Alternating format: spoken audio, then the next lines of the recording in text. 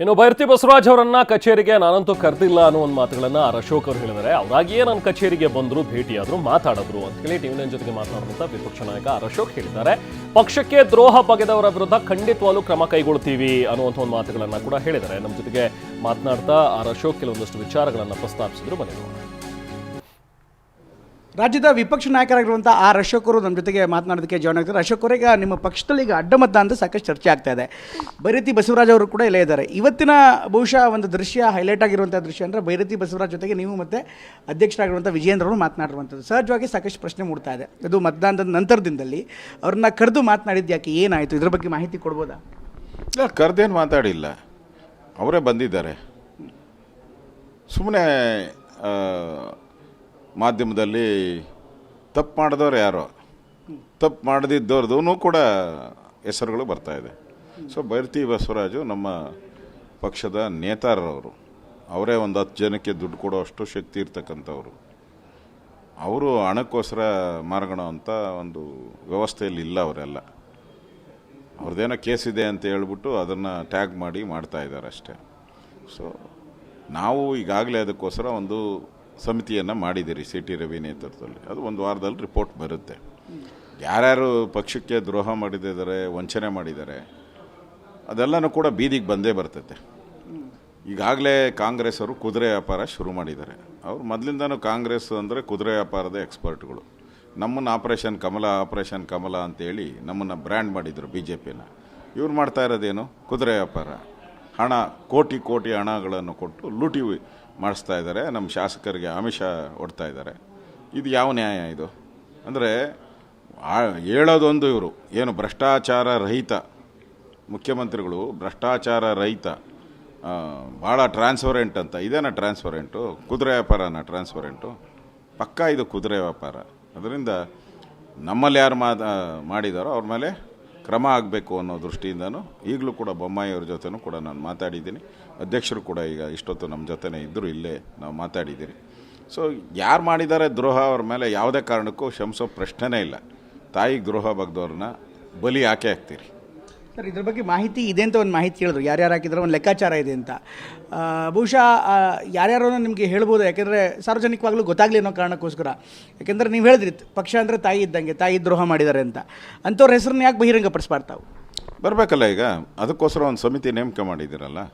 ಆ ಸಂದರ್ಭದಲ್ಲಿ ಅವ್ರು ಎಲ್ಲಿದ್ದರು, ನಾನು ಅವ್ರಿಗೆಲ್ಲ ಫೋನ್ ಮಾಡಿದ್ದೀನಿ. ನಮ್ಮ ಆಫೀಸಿಂದ ಫೋನ್ ಹೋಗಿದೆ, ಅಧ್ಯಕ್ಷರು ಫೋನ್ ಮಾಡಿದ್ದಾರೆ, ವಿಪ್ ಫೋನ್ ಮಾಡಿದ್ದಾರೆ. ಆ ಸಂದರ್ಭದಲ್ಲಿ ಎಲ್ಲೆಲ್ಲಿದ್ದರು ಇವೆಲ್ಲ ಲೊಕೇಶನ್ಸ್ ನಾವು ಕಲೆಕ್ಟ್ ಮಾಡ್ತಾಯಿದ್ದೀರಿ. ಸೊ ಗೊತ್ತಾಗ್ತೈತೆ. ಇದರ ಮುಚ್ಚುಮರೆ, ಇದರಲ್ಲಿ ಏನು ಸೈನ್ಸ್, ದೊಡ್ಡ ರ್ಯಾಕೆಟ್ ಸೈನ್ಸ್ ಯಾವುದೂ ಇಲ್ಲ ಇದರಲ್ಲಿ. ಇದುವರೆಗೂ ಕರ್ನಾಟಕದ ಇತಿಹಾಸದಲ್ಲಿ ಈ ಥರದ್ದು ಒಂದು 20 ಸರಿ ಪಕ್ಷಾಂತರ ಆಗಿದೆ, ಒಂದು 20 ಸರಿ ಆಗಿದೆ. ಅವಾಗೆಲ್ಲನೂ ಗೊತ್ತಾಗಿದೆ, ಯಾವುದು ಮುಚ್ಚುಮರೆ ಇಲ್ಲ. ಅದರಿಂದ ಇದು ಗೊತ್ತಾಗ್ತೈತೆ. ಸದ್ಯಕ್ಕೆ ಅವರು ಬಚಾವಾಗೋಕ್ಕೆ ಏನೇನು ಬೇಕೋ ಪ್ರಯತ್ನಗಳು ಮಾಡ್ಬೋದಷ್ಟೇ. 100% ಗೊತ್ತಾಗ್ತೈತೆ.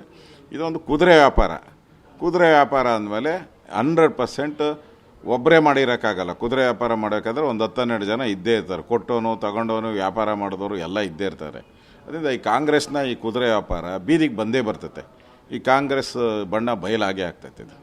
ಸರಿ, ನಿನ್ನೆ ಈ ಚುನಾವಣೆ ಮುಗಿದ ಫಲಿತಾಂಶ ಬಂದಮೇಲೆ ಸುರ್ಜೇವಾಲಾ ಅವರು ಮಾಧ್ಯಮದವ್ರಿಗೆ ಮಾತಾಡ್ತಾ BJP ನಾಯಕರುಗಳಿಗೆ BJP ಶಾಸಕರ ಮೇಲೆ ಹಿಡಿತಾ ಇಲ್ಲ, ಅವರೇ ಮತ ಹಾಕಿದ್ದಾರೆ, ನಾವೇನು ಮಾಡೋಕ್ಕಾಗತ್ತೆ ಅಂದ್ರೆ ಏನು ಹೇಳ್ತೀರಿ ಇದಕ್ಕೆ? ಕರೆಕ್ಟ್. ಸುರ್ಜೇವಾಲಾ ಏನು ಹೇಳ್ತಾ ಇದ್ದಾರಲ್ಲ, ನಾವು 2019ರಲ್ಲಿ ನಾವು ಸರ್ಕಾರ ಮಾಡಿದಾಗ 18 ಜನ ಕಾಂಗ್ರೆಸ್ ಅವರು ನಮ್ಮ ಪಾರ್ಟಿಗೆ ಬಂದಿದ್ರಲ್ಲ. ಆವಾಗ ಅವರು ಕಾಂಗ್ರೆಸ್ ಮೇಲೆ ನಂಬಿಕೆ ಇಲ್ದಿರ ಬಂದಿದ್ರ? ಹೇಳೋದು ಈಸಿ. 2008ರಲ್ಲೂ ಕೂಡ ಒಂದು 8-9 ಜನ ನಮ್ಮ ಕಾಂಗ್ರೆಸ್ ಅವರು ನಮ್ಮ ಪಾರ್ಟಿಗೆ ಬಂದು ಮಂತ್ರಿಗಳಾಗಿದ್ದರು. ಹಂಗಾರೆ ಅವರೆಲ್ಲನೂ ಕೂಡ ಇದೇ ಮಾತು ಹೇಳ್ತಾರೆ ಸುರ್ಜೇವಾಲಾ. ಅವಾಗೆಲ್ಲೂ ಬಾಯಿ ಮುಚ್ಕೊಂಡಿದ್ದ ಸುರ್ಜೇವಾಲಾ, ಇವಾಗ ಮಾತ್ರ ಬಾಯಿ ಬಿಡ್ತಾವ್ರಲ್ಲ ಸುರ್ಜೇವಾಲಾ. ಅವಾಗ ಯಾಕೆ ಕಾಂಗ್ರೆಸ್ ಪಾರ್ಟಿ ಬಿಟ್ಟೋದಾಗ, ಇದು ಒಂದೇ ಸರಿ ಅಲ್ಲ 5-6 ಸರಿ ಬಿಟ್ಟೋಗಿದ್ದಾರೆ ಕಾಂಗ್ರೆಸ್ ಪಾರ್ಟಿನ, ಅವಾಗ ಯಾಕೆ ಮಾತಾಡಲಿಲ್ಲ? ಅದರಿಂದ ಈ ಸುರ್ಜೇವಾಲಾ ಸಮೀಕೊಂದು ಮಾತಾಡೋವಂಥ ವ್ಯಕ್ತಿ. ಇದು ಕುದುರೆ ವ್ಯಾಪಾರ, ಪಕ್ಕಾ ಕುದುರೆ ವ್ಯಾಪಾರ ಮಾಡಿದ್ದಾರೆ ಕಾಂಗ್ರೆಸ್ ಅವರು. ಅದರ ಪ್ರತಿಫಲವನ್ನು ಅವ್ರು ಅನುಭವಿಸೇ ಹೋಗ್ತಾರೆ. ಒಂದು ಸರಿ ಅವ್ರಿಗೆ ಮಾತ್ರ ಕುದುರೆ ವ್ಯಾಪಾರ ಮಾಡೋದು ಬರ್ತೈತೆ ಅಂತ ತಿಳ್ಕೊಂಡವ್ರೆ. ಮುಂದೆ ಇದು ರಿಪೀಟ್ ಆಗೇ ಆಗ್ತೈತೆ ಕಾಂಗ್ರೆಸ್ ಪಾರ್ಟಿಗೂ ಕೂಡ. ಸರ್ ಕೊನೆಯದಾಗಿ ಇದು ನಾಯಕತ್ವದ ಮೇಲೆ ಬದಲಾವಣೆ ಬೀಳುತ್ತೆ. ಯಾಕಂದರೆ ಸಹಜವಾಗಿ ಈಗ ಯಾರು ಹೊಣೆಗಾರಿಕೆ ಜವಾಬ್ದಾರಿ ಯಾರು ತಗೊಳ್ಳೋದು ಅನ್ನೋದು ಪ್ರಶ್ನೆ ಬರುತ್ತೆ ಪೊಲಿಟಿಕ್ಸಲ್ಲಿ. ಅದನ್ನು ರಾಜಕೀಯವಾಗಿ ನೀವು ರಾಜಕಾರಣದಲ್ಲಿರೋದ್ರಿಂದ ನಿಮ್ಮ ವಿರೋಧಿಗಳು ಅದನ್ನು ಬಳಸ್ಕೋತಾರೆ. ಇದನ್ನು ಹೇಗೆ ಎದುರಿಸ್ತೀರಿ? ನೋಡಿ, ನಾವು ನಮ್ಮ 2 ಸ್ಥಾನ ಅಪ್ಲೈ ಮಾಡಿದ್ದೀರಿ, 2 ನಾವು ಗೆದ್ದಿದ್ದೀರಿ. ಹಿಂದೆ ಕಾಂಗ್ರೆಸ್ಸಲ್ಲಿ ನಾವು 18 ಜನ ನಾವು BJPಗೆ ಕರ್ಕೊಂಬಂದ್ರಿ. ಅವಾಗೇನು ಕಾಂಗ್ರೆಸ್ ನಾಯಕತ್ವ ಬದಲಾಗಿತ್ತ? 2008ರಲ್ಲಿ ನಾವು ಕಾಂಗ್ರೆಸ್ ಅವ್ರನ್ನ 6 ಜನನ ಕರ್ಕೊಂಬಂದಿದ್ರಿ. ಅವಾಗೇನು ನಾಯಕತ್ವ? ಹಂಗೇನಿಲ್ಲ. ಅದಕ್ಕೂ ಏನು ಸಂಬಂಧ ಇಲ್ಲ. ಪಕ್ಷಕ್ಕೆ ದ್ರೋಹ ಬಗ್ದಿದ್ದಾರೆ. ಆದ್ದರಿಂದ ಅವ್ರ ಮೇಲೆ ಕ್ರಮ ಆಗೇಬೇಕು. ಅದನ್ನು ಮಾಡ್ತೀರಿ ನಾವು. ಉಳಿದದ್ದು ನಮ್ಮ ಕೇಂದ್ರದ ನಾಯಕರು ಈ ವರದಿಯನ್ನು ನಾವು ಕೊಡ್ತೀರಿ, ಕೇಂದ್ರದ ನಾಯಕರಿಗೆ ವರದಿಯನ್ನು ಕೊಡ್ತೀರಿ. ಅದಾದಮೇಲೆ ಚರ್ಚೆಯನ್ನು ಮಾಡ್ತೀರಿ ನಾವು. ತಪ್ಪೆಲ್ಲಾಗಿದೆ, ಈ ಯಾರು ಮೋಸ ಮಾಡಿದಾರಲ್ಲ ಅವರೇನು ಯಾರು ನಮ್ಮ ನೆಂಟರುಗಳೇನಲ್ಲ ಯಾರೂ. ಅದರಿಂದ ಯಾರು ತಪ್ಪು ಮಾಡಿದಾರೋ ಅವರು ದ್ರೋಹಿಗಳು, ತಾಯಿಗೆ ಬೆನ್ನಿಗೆ ಚೂರಿ ಹಾಕಿದವರು, ಅವ್ರ ಮೇಲೆ ಕ್ರಮ ಆಗ್ತೈತೆ. ಥ್ಯಾಂಕ್ ಯು ಸರ್, ಧನ್ಯವಾದ ನಮ್ಮ ಮಾತನಾಡಿದ್ದಕ್ಕೆ. ಇದಿಷ್ಟು ವಿಪಕ್ಷ ನಾಯಕರಾಗಿರುವಂಥ ಆರ್ ಅಶೋಕ್ ಅವರು ಹೇಳ್ತಾ ಇರುವಂಥ ಮಾತು. ಕ್ಯಾಮ್ರಾಮ್ಯಾನ್ ಮಂಜುನಾಥ್ ಜೊತೆ ಪ್ರಮೋದ್, TV9 ಬೆಂಗಳೂರು.